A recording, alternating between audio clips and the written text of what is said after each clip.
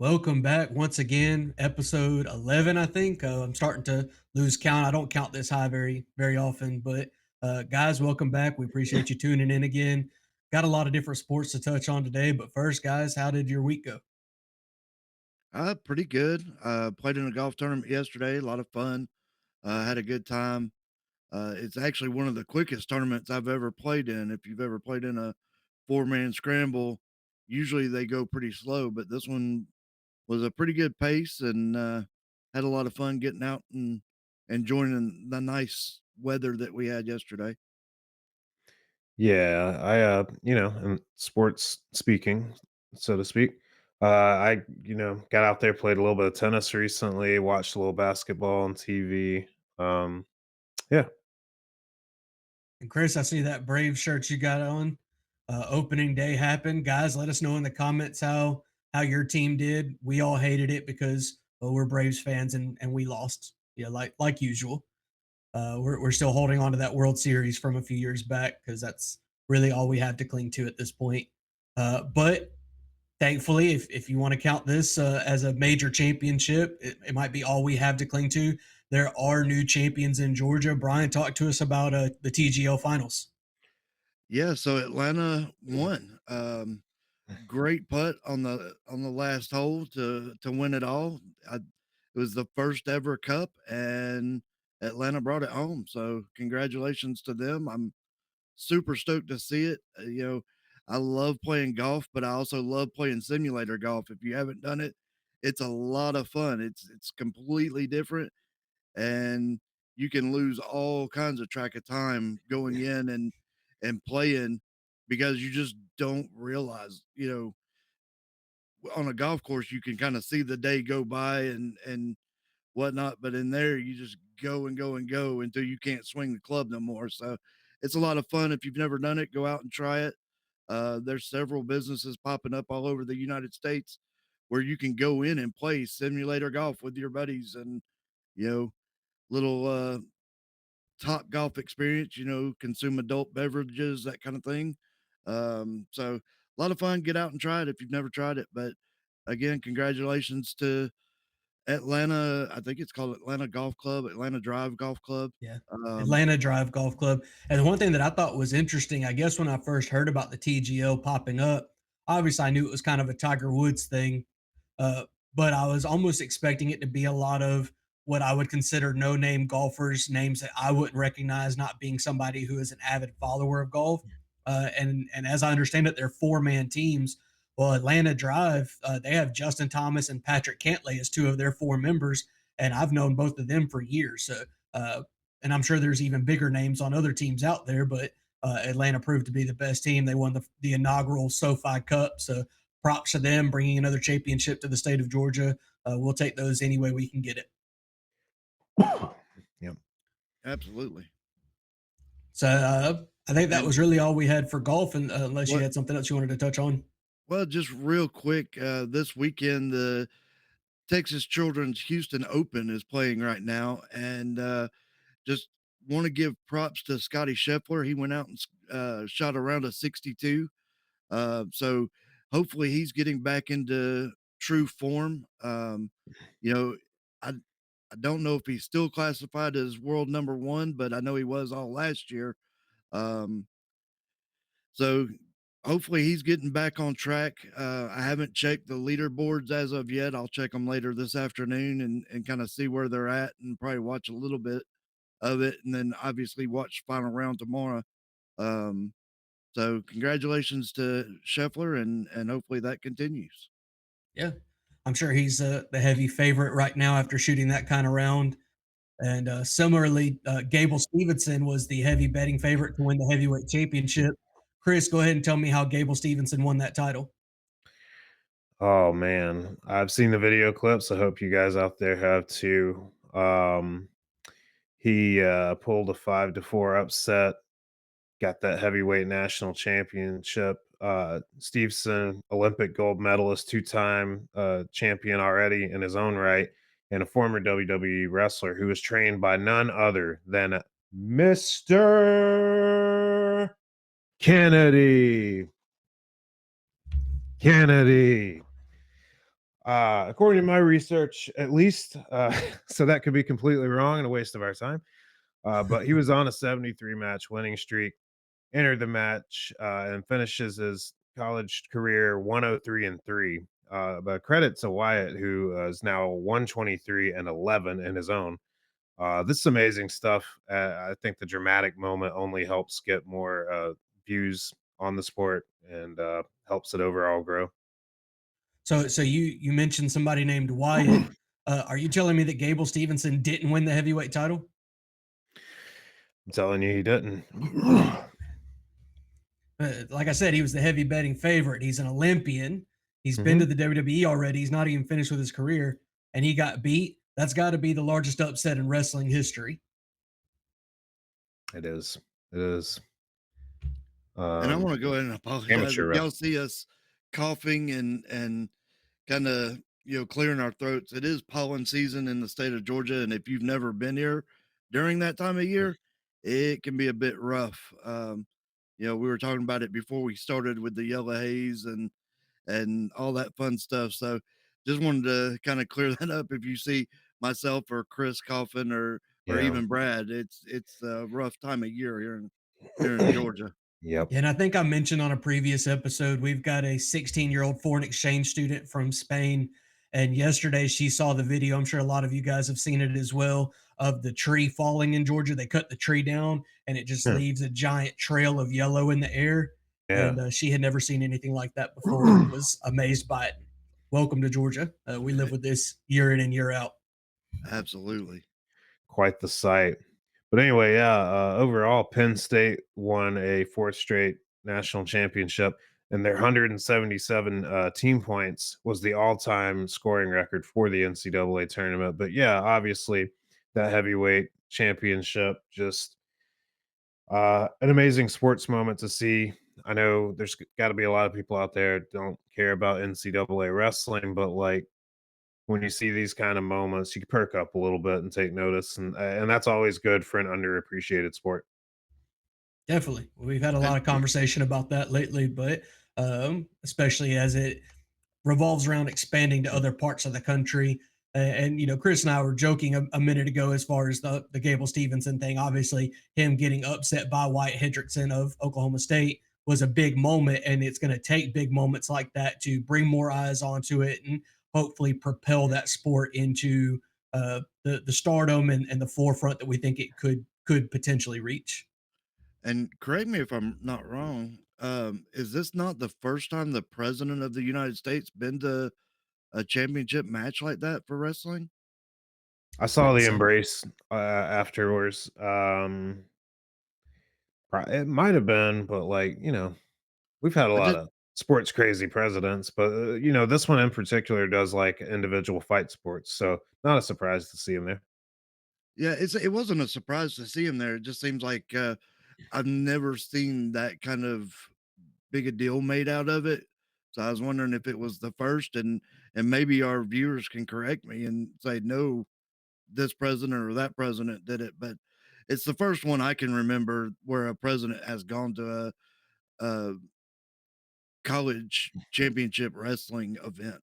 So It's a I nice mean, gesture because you got an Olympic hero on your hands there, so he's done something for his country already. Even that's right. Yeah, and that's somebody that could be, if he doesn't go the route of WWE, he could go the route of UFC. Obviously, we know that Trump is a big UFC fan and a giant sports fan in itself.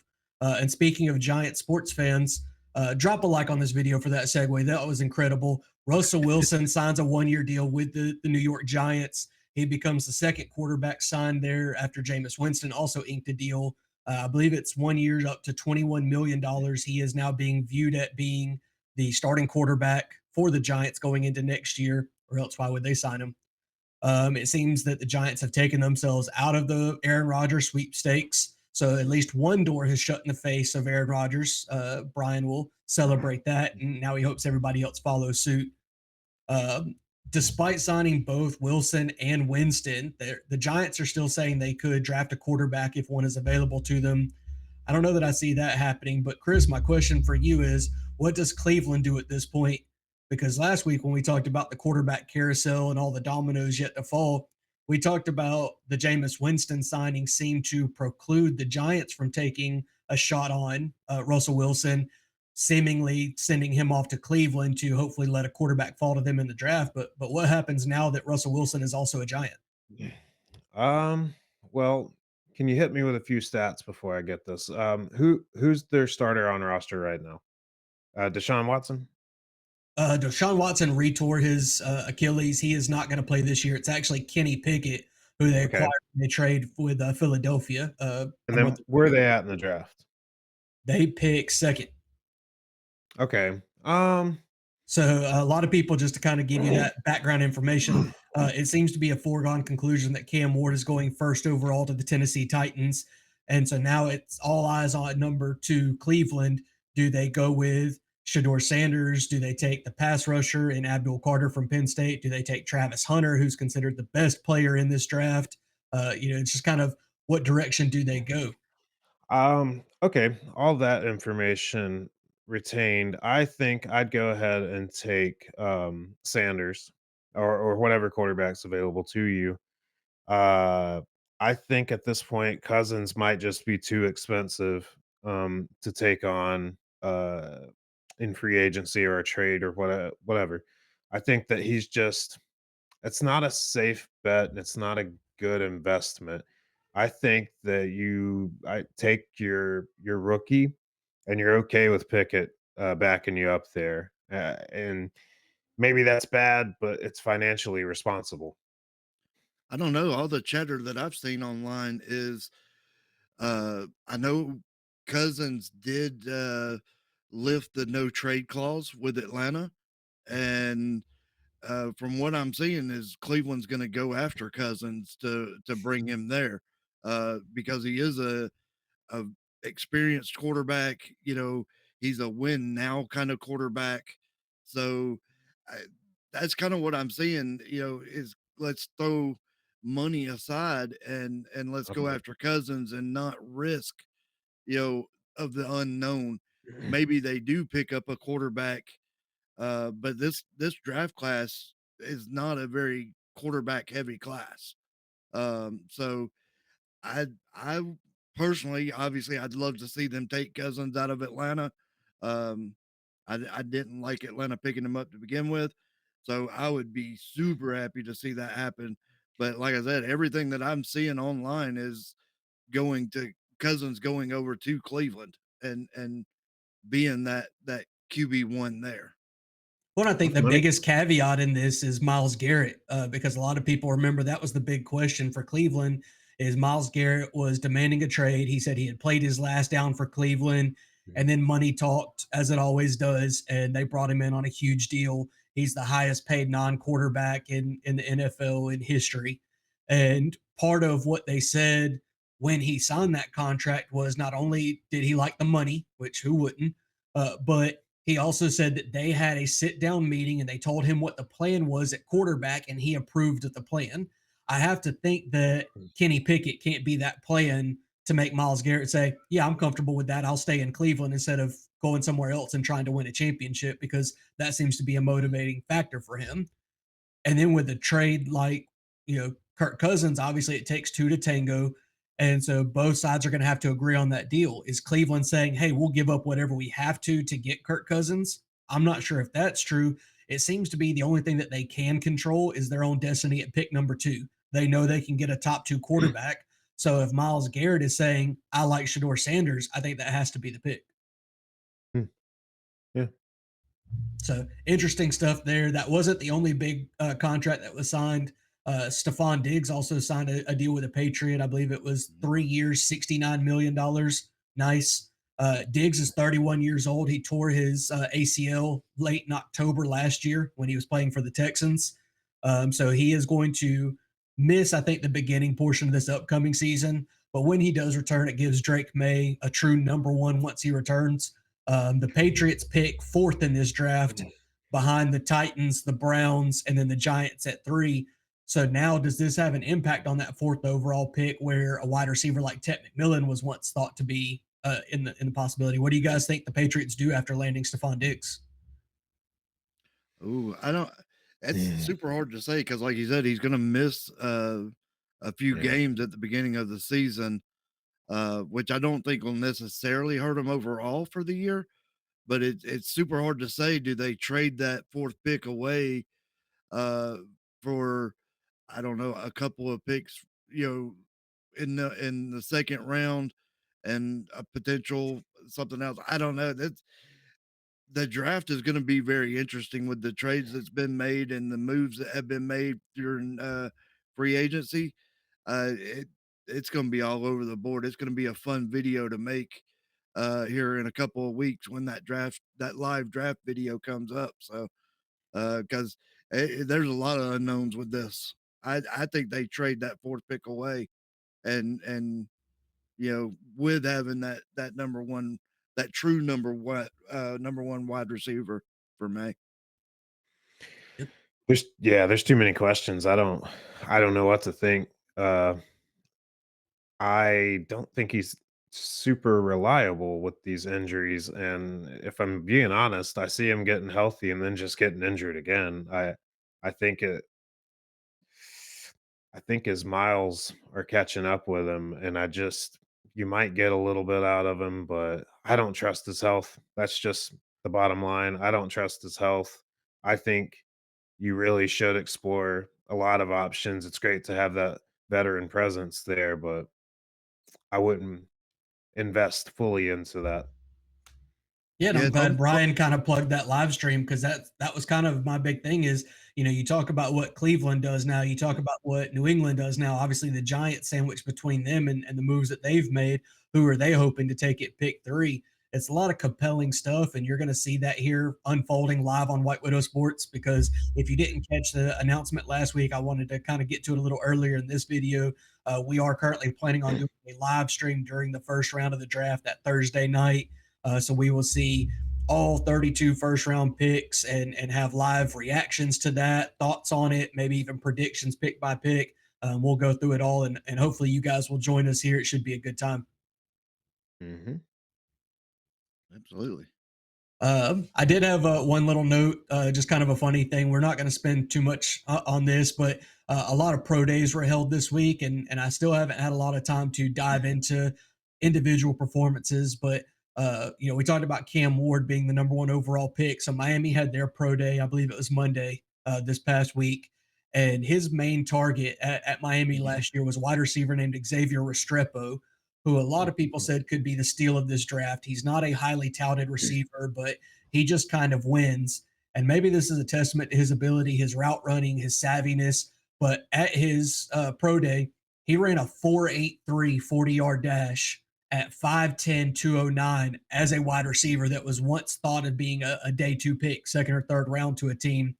To put that into a little bit of perspective, Tampa Bay has an offensive tackle named Tristan Wirfs, who is 6'5, 320, and who ran a 4.85 at his pro day just a few years ago.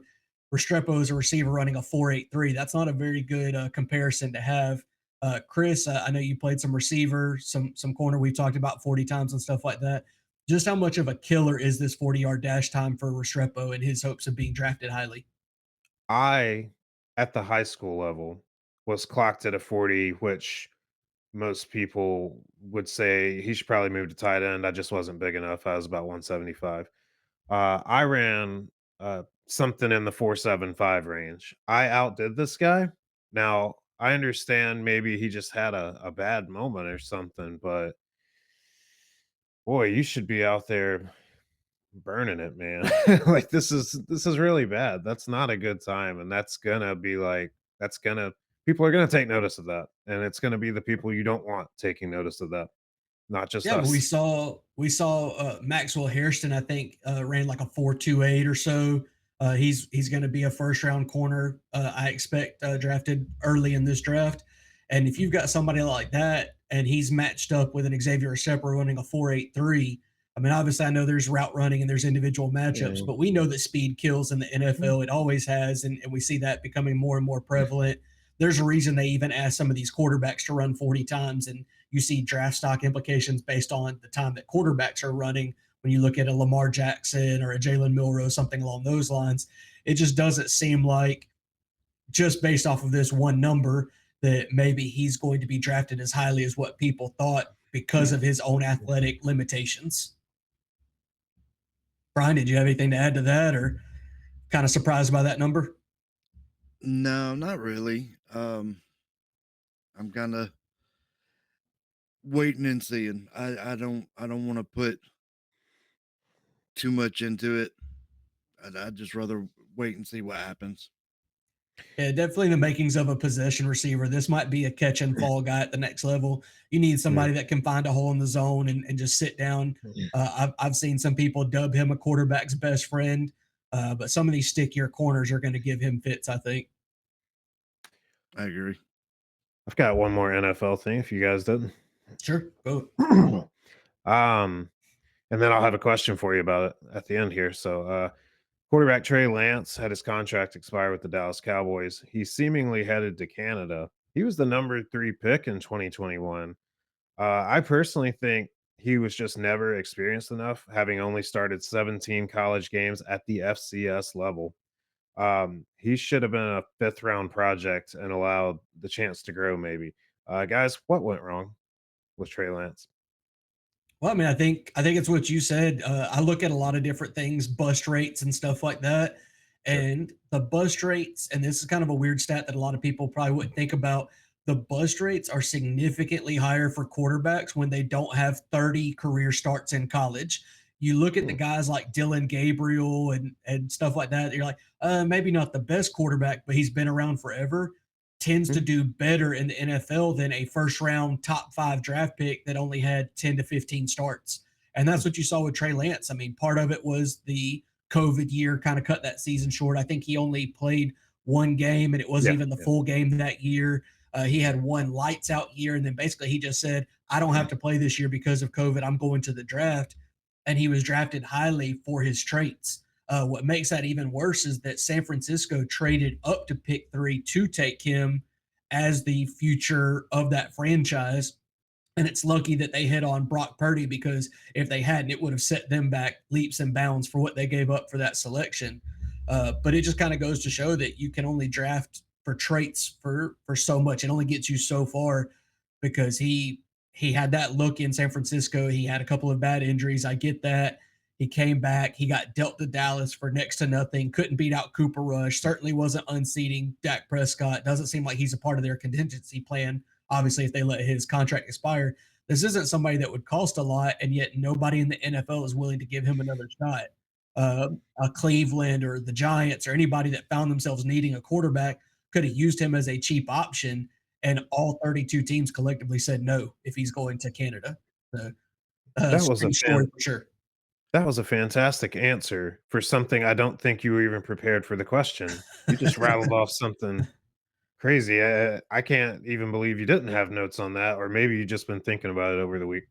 No, I didn't know. I mean, I knew that he was set to become a free agent, but he was somebody that actually has kind of slipped my mind. He's a non-factor in the NFL, as evident by this Canada update. But you actually just informed me of that. Oh, cool. But I'm wondering if he could make a comeback if he goes up to Canada and plays good up there.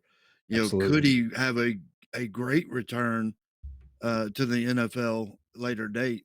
Yeah, If he this can go injury free up there, something like that. And like you talk about, let's say the Steelers go and offer a contract to my buddy, Mr. Rogers, and he gets hurt. Could you bring him down from Canada and potentially plug him in there after he gets some experience?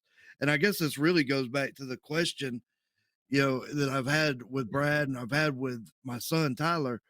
You know, if you're a five-star quarterback and you go, let's say, to Georgia and you Mhm. sit for 4 years, you're redshirted your first year, so you sit for 4 years just to come in and play that one season of at the quarterback level.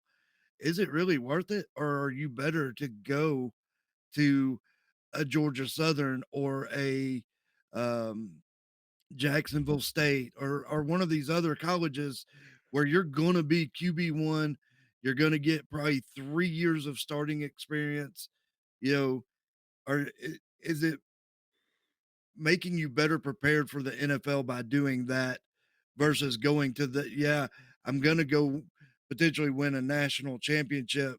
But the way I look at it, that ring on your finger means nothing if you didn't actually play or contribute.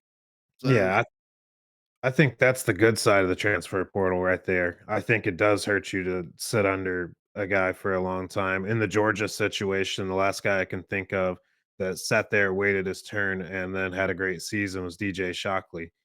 Didn't go great for him in the pros, and maybe it never was going to.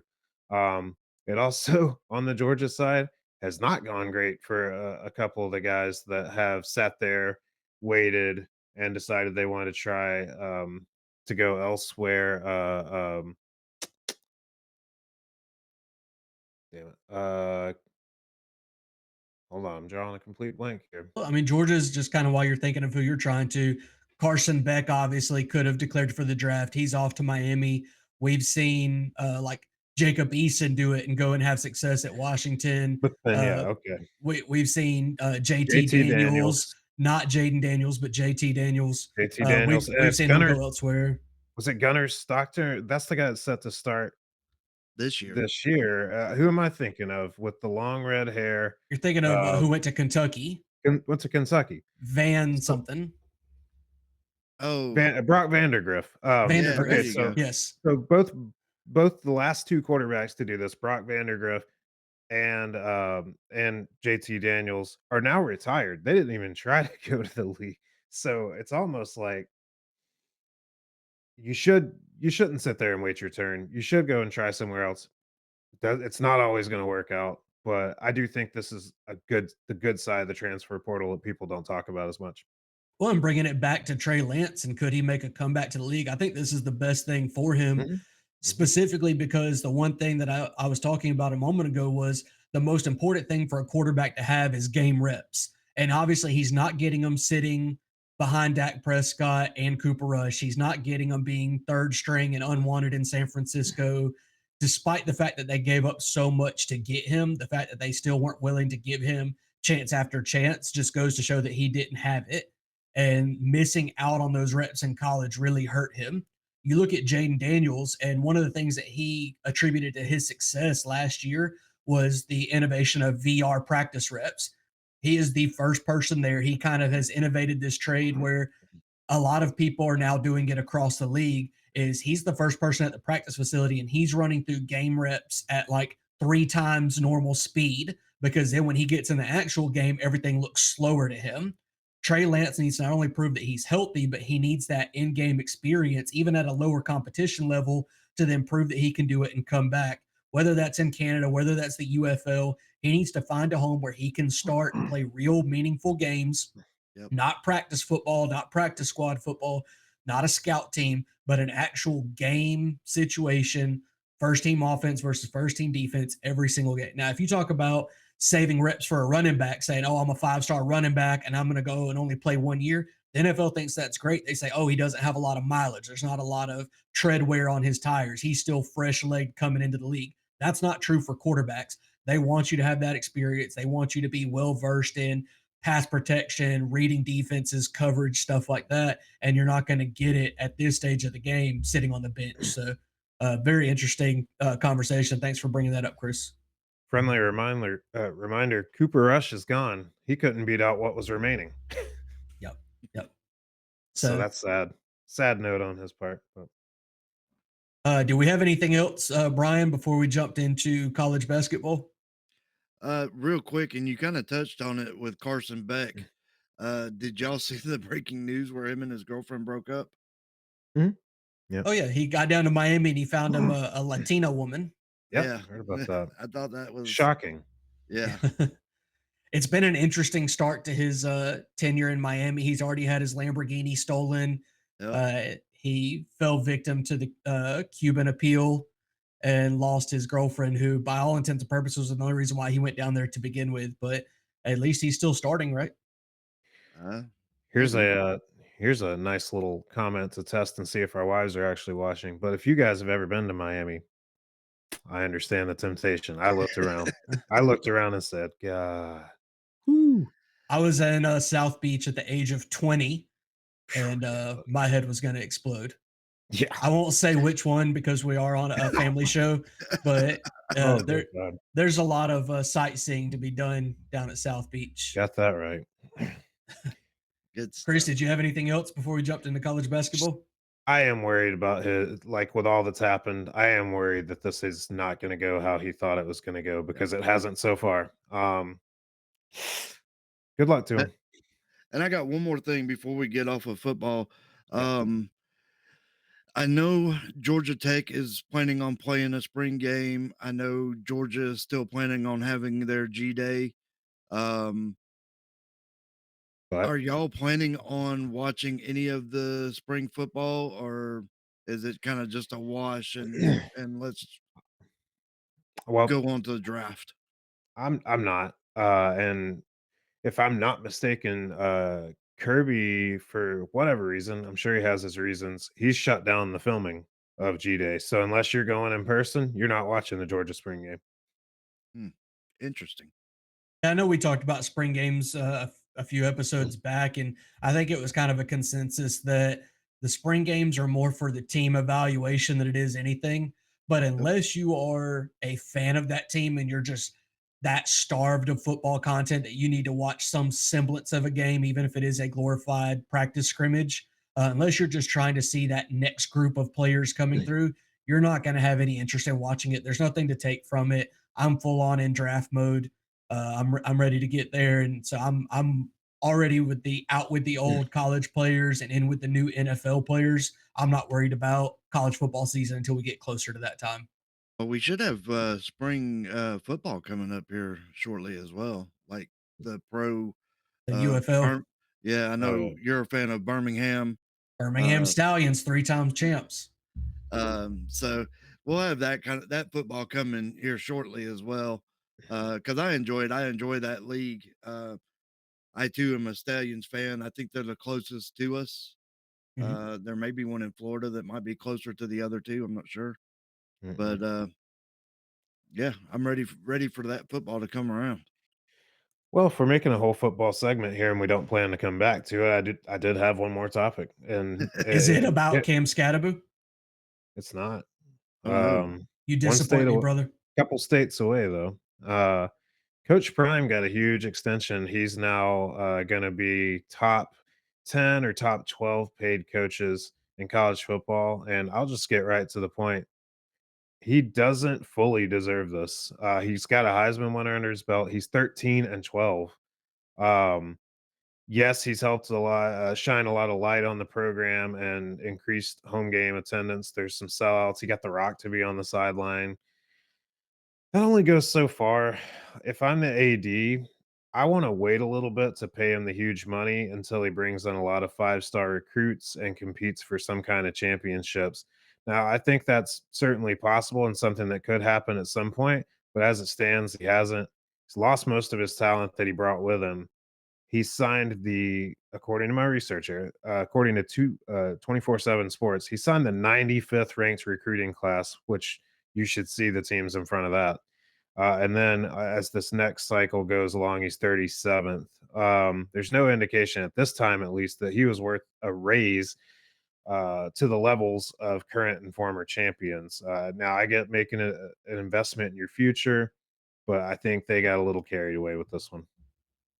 Yeah, I almost wonder if you don't see more people go to Colorado by transfer portal over Maybe. the course of the process now that he does have that extension in place. I think with Travis Hunter and Shador Sanders both possibly being top 5 picks in the draft, if there wasn't a lot of concern internally and externally that he was going to leave to follow his kids to the pros. Kind of the wild rumor this week that I don't think there's any weight to. This is not anything I'm speculating on or promoting in any way, but apparently there were some discussions between Cleveland and Dallas that would involve sending Dak Prescott to Cleveland and Dallas in exchange getting the number 2 pick. I don't know the other moving parts to that trade. I'm sure there would be, but the premise was is that Dallas would then take Shador Sanders second overall, make him the new starting quarterback, and that would lure Coach Prime to come to Dallas, where there isn't a lot of blue chip coaching currently in place. And so basically letting Jerry Jones, who is widely known to being a good friend of Deion Sanders, has a lot of respect for him, bringing the Sanders show to Dallas as a way of a last hurrah for that regime that seems to be on sour noting as of this point. So I think this just kind of puts those type of rumors to bed. Obviously, Coach Prime isn't going anywhere with this extension. Yeah, and didn't they just give Dak, like, this ridiculously big contract? Mhm. And then he went out on, injured reserve for the rest of the season right after he signed it. Yeah, I but don't I don't foresee that trade happening. Cleveland giving out big deals to quarterbacks and giving them contracts they don't deserve is kind of their thing. So it would kind of fit in with Deshaun Watson still being around but not playing football. Be a great way to get Um, out of that contract. Um, well, I'm just gonna put this out here on Coach Prime, and we'll see how it ages in a few years or less. The end of it all, I am still of the belief that he's not fully committed to a school in the Rocky Mountains with no swag on the level of Sanders himself. I think he leaves at the first ideal opportunity for a school with a bigger name in history. Then he absolutely kills it at recruiting that can then combine his name with the name of the school. And in turn, he has some nice head turning season, competes at a high level. I believe that Colorado was and will always be a place where he could just build himself up um, into a more credible coach outside the FCS HBCU ranks, which I actually do respect him for taking this route. I do think it's sad that Colorado thinks they have the next legend for their school when he's just going to screw them over at a good opportunity. But that's just business, baby, and we'll see if I'm wrong. But maybe he's fully Yeah. committed. I don't think that's true though. Yeah, I mean, yeah, it's I was hard to really gauge him and his interest. I think after you see his boys leave, a lot of people thought he would be right after. I mean, I never even thought he'd make it this long at Colorado. I thought it was a stepping stone, learning experience, and I thought he would be in Tallahassee at Florida State by now. And the fact that he's not is already surprising in of itself. But I'm still not ruling out that move at some point in the future. well, Mhm. I was really surprised when the Saban retired that he didn't go to Alabama, because I do know they're really good friends. Obviously, everybody's seen the commercials. I'm not gonna name any names, no free brand deals here. Um, but we've all seen the commercials. We've seen the interviews with them together. Um, obviously that doesn't make him a great coaching pick for, somewhere like Alabama, but there you talk about a school with swag and the name and the hype behind it that would, certainly fit him well. Or Florida State from Yeah. where he's from. So, um, I, I'm like y'all. I don't see him staying at Colorado. I think it's just uh, waiting on that next best deal to get into the SEC, if not at the pro level. You know, and maybe he doesn't follow his kids this year, but maybe he follows them next year. I don't know.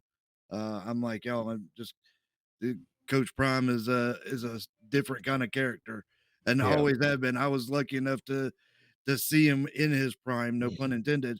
And he was a fun football player to watch. He was when he was in Atlanta, he was certainly a character. So I don't think he's changed much other than he may be a step slower, but the mouth has not gotten any slower for sure.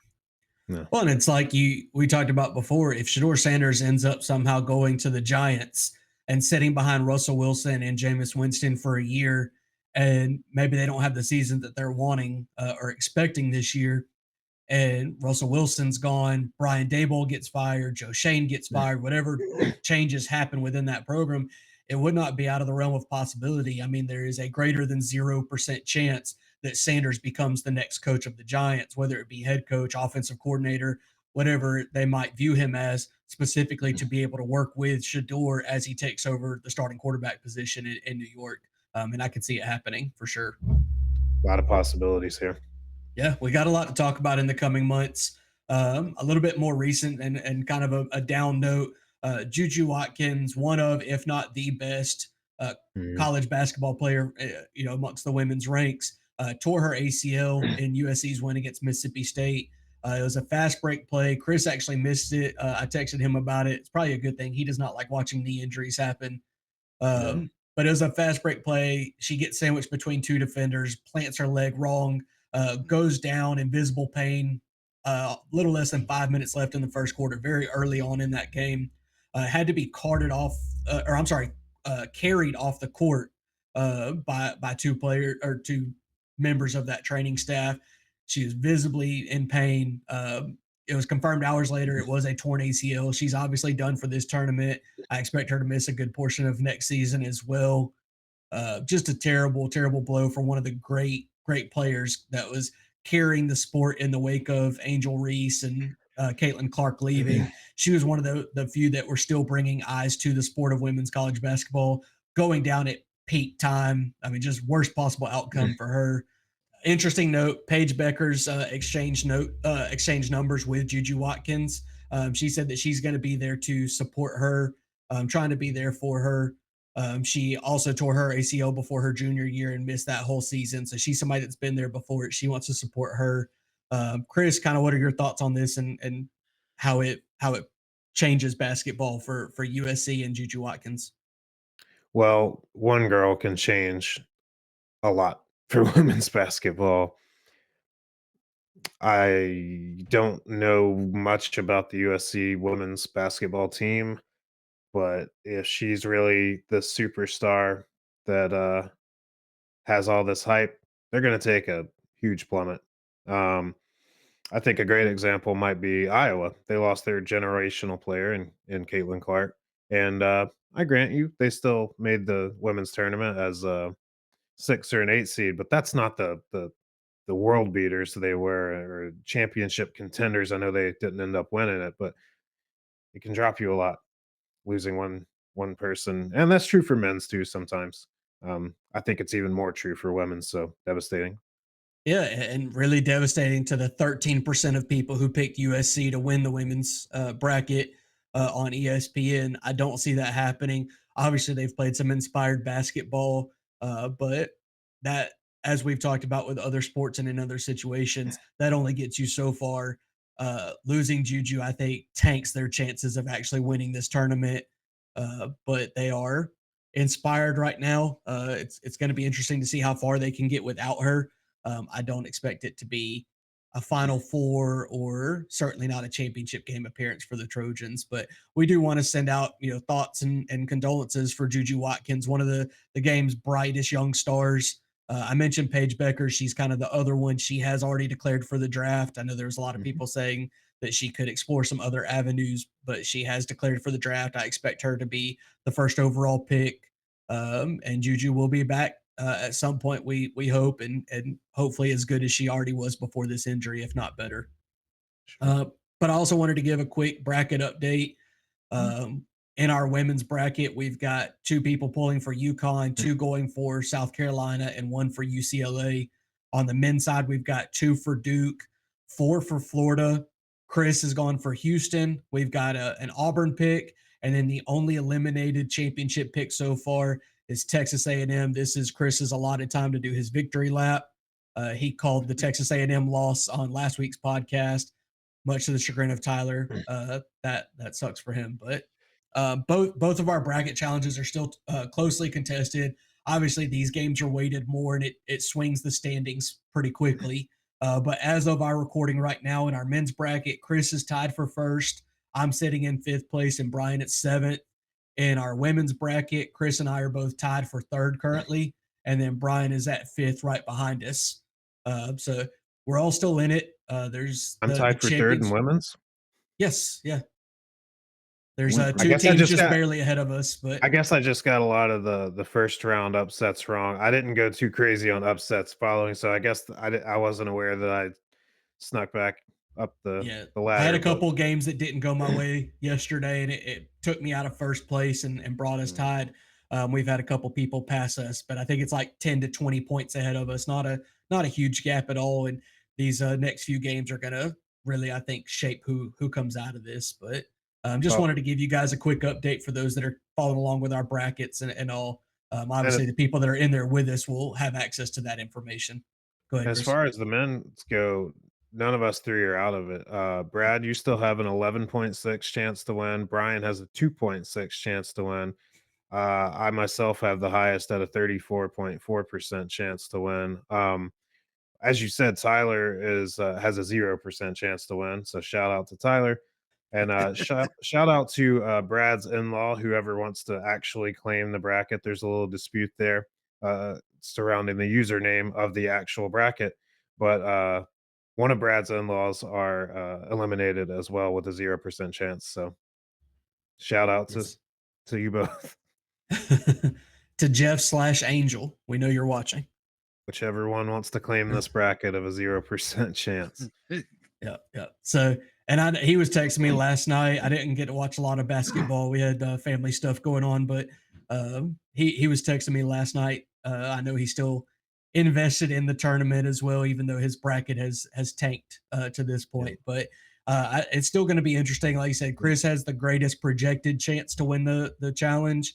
But if Houston drops their Yeah, next yeah, game, it's yeah. going to take him out of it. So every game at this point matters so much that I expect these standings to swing very quickly and multiple times over.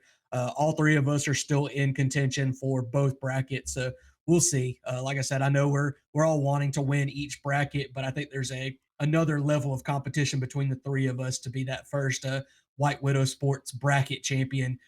And the dynamic of if I win one and Brian wins one and Chris has none, or if Chris wins both and me and Brian are left out in the cold, it's just going to be really cool to see how that happens and the bragging Mhm. rights that come with it. But we'll definitely keep you guys updated.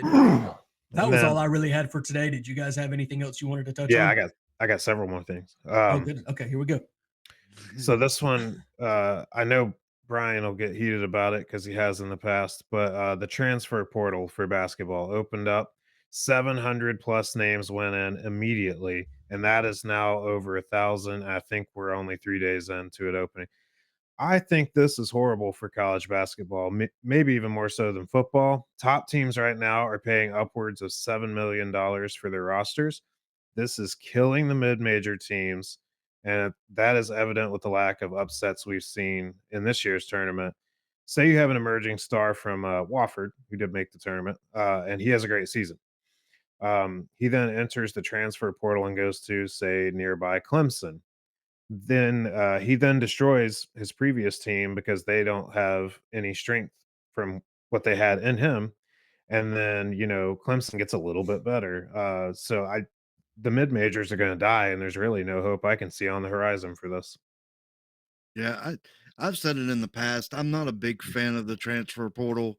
Um, I think I do think there's certain situations where the transfer portal needs to apply. We talked about it a little bit earlier in this podcast with football and a 5-star sitting there for 3+ years waiting for his turn at a big school. Um, I just I don't know. I almost want to say the transfer portal should be for your redshirt freshman and sophomore years, whether you redshirt or not. Freshman, sophomore. Once you get to that sophomore year, you're no longer there. You're in it for the long haul. So if you by your junior year, if you has determined that's your place you're going to be, then that's where you stay. I don't like the fact that you can, like you just said, you know, oh, I played good this year. Let me jump ship to a big school. Um, I I, I don't know. I think and that may not be the answer. What do I know? I'm just a guy from North Georgia that likes sports. So, um, but there needs to be something put in place so that you don't have, what was it, 700, 900 kids just jump ship the day Yeah. after their team loses, or are not participating uh in the final 64 or whatever. I just, as soon as the transport portal opens, that I can just get gone. I don't like it. You know I it's almost like the money aspect. I can't stand the money aspect. It takes the what I grew up enjoying about college football or baseball or basketball or any of the college sports. it when you introduce the big funding like that, it becomes a pro event. You know, bottom line, you're now a professional, even though you have a college emblem on your shirt, or on the side of your helmet or wherever that emblem is. I don't know. Just I'm not a fan. I don't know that I'll ever be a fan of it unless they put some kind of uh, um, Yeah, I they don't need know, some restrictions. restrictions to it. Yeah. Well, maybe if they did something like what happened to Indiana wouldn't have happened. I don't know if Chris was planning on bringing this up or touching on it, but I'll steal his thunder just a little No, bit. go ahead. Indiana currently has no players on their men's basketball roster. None. Of the 11 players that they had on their team, four of them graduated. The other seven have jumped in the portal. One of them already has a new landing spot. The other six are currently in the portal. Obviously, some of those six could come back. They could get more, but they're literally starting from scratch right now. They have no roster at all. And that's not even a mid-major school. That's a team that I think won a championship in the '60s, or if they didn't, they came kind of close. They made a Final Four, something like that. That's baffling too. Yeah. Just not to lose a few players or a key contributor or something like that, not to lose their entire starting team, but their entire team, period. They have nobody. It's absolutely insane to me. And is that coaching? Is that why they all jump ship? Were they I'm not just sure. unhappy? I mean, that'd be interesting to find out why the whole entire team just said, "Nope, we're out."